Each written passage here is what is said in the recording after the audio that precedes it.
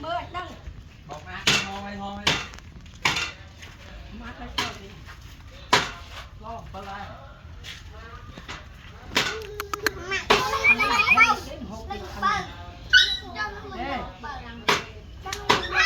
จังหวัดอะไรไทยอ่ะ ตามเตะเจ้าห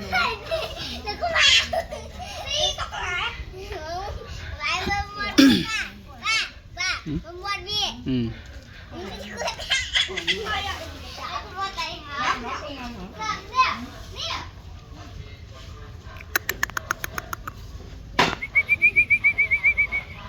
ดู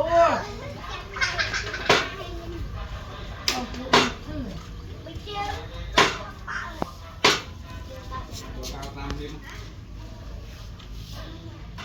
อันนั้นปักกันแกงโตต้องได้แล้วเป็นเอากองเลยปักเราเรียง